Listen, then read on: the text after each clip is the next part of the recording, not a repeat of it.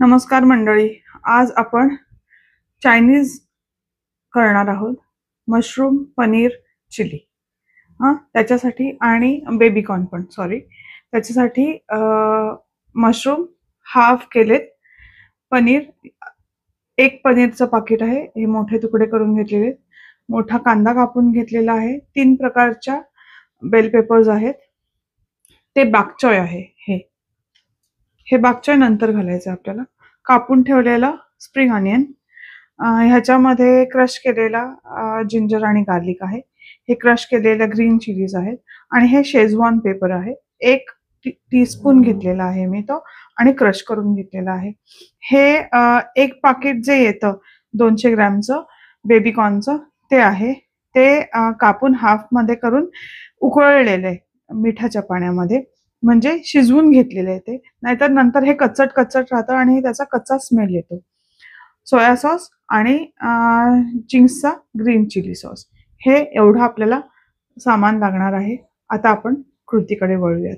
आणि हा मोठा चायनीज वॉक आणि त्याच्यामध्ये हे मी 1 डाव साजूक तूप घेतलेलं आहे. साजूक तूप घेण्याचं कारण हेल्दी होईल आणि खायला पण मजा येते. म्हणून मी साजूक तूप घालते. तुम्हाला जर तेल आवडत असेल तर तुम्ही तेलात बनवू शकता.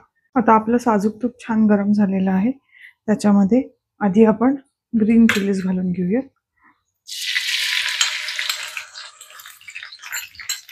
तुम्हाला कमी घालायचं असेल तर तुम्ही कमी घाला ग्रीन चिलीज, पण आम्हाला ग्रीन चिलीज आवडतात.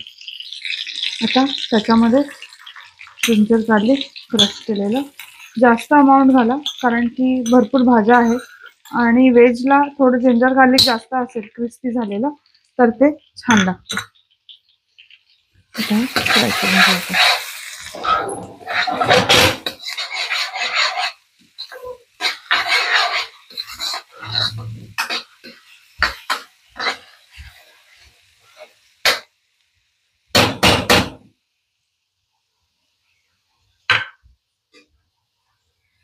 हे आता फ्राय होऊ देत. आता हे छान क्रिस्पी झालेलं आहे. याच्यात आपण सगळ्या भाज्या टाकून घेऊया आणि गॅस कमी करूया.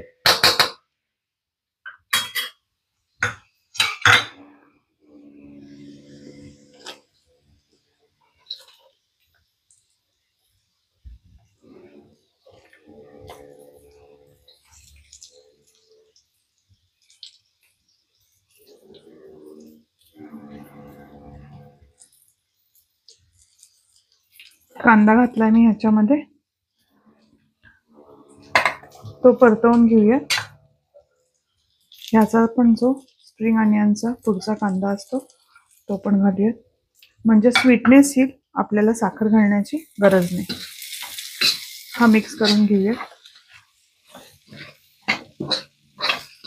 आता ह्या मोमेंटला गॅस मोठा करायचा, वाढवायचा. मी बारीक केला होता कारण की माझे लसूण आणि आलं मिरची सगळं जळलं असतं, म्हणून मी बारीक केला होता. आता ह्याच्यामध्ये आपण मशरूम घालूया.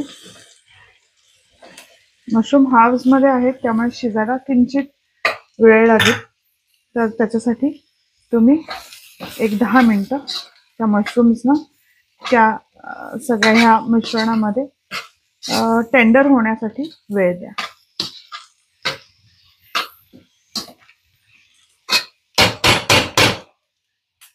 ते टेंडर होईल, आपण 5 मिनिटांनी ह्याला परत पुढच्या गोष्टी ऍड करूयात.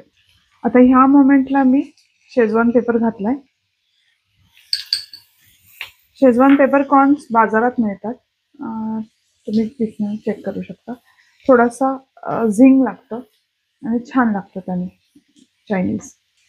आता या मोमेंटला पनीर घालूयात.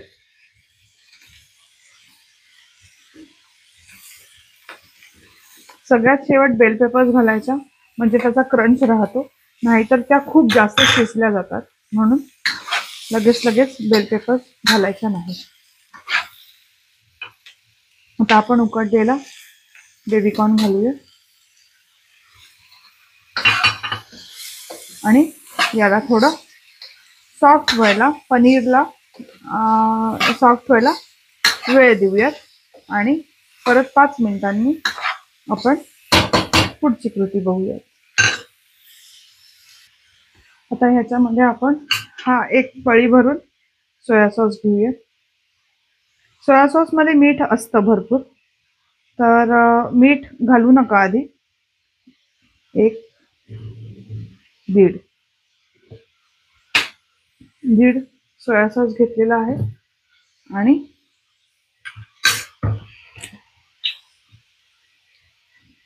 ग्रीन चिली सॉस 1 पळी भरून. तुम्ही सोया सॉस मध्ये मिक्स न करता डायरेक्ट ह्याच्यातच घालणार.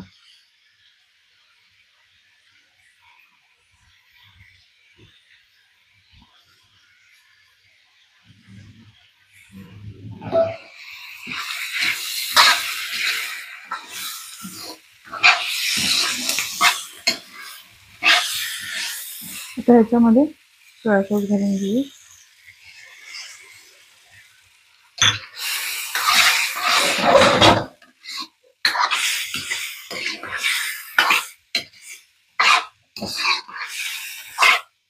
हे स्टर फ्राय आहे, त्यामुळे जास्त पाणी आणि स्लर्पी घालण्याची गरज नाही.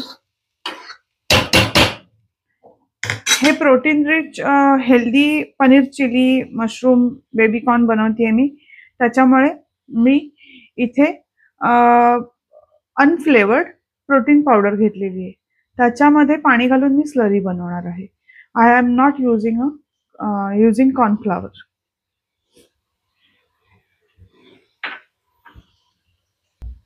आता हा डार्क सोया सॉस आहे, हा डॅश ऑफ घालूयात, म्हणजे थोडासा रंग येईल. 1 टीस्पून. आता डार्क सोया सॉस झाल्यावरती व्यवस्थित एकदा स्टर करून घेऊयात. स्टर करून झाल्यावरती ह्याच्यामध्ये आपल्याला बाकीचे व्हेजीज आणि जे म्हणजे रेड बेल पेपर आहे, बाक चॉय आहे आणि ग्रीन अनियन आहे, ते सगळं आपल्याला घालायचं आहे त्याच्यात.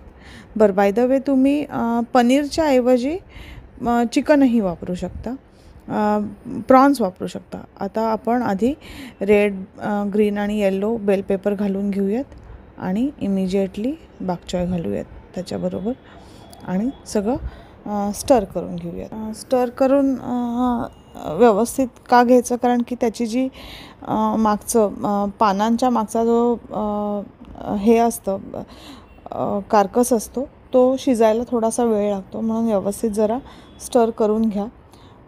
स्टर करताना फक्त एवढं लक्षात ठेवा की जास्त ओव्हर कुक होणार नाही, म्हणून फ्लेम बारीक ठेवा.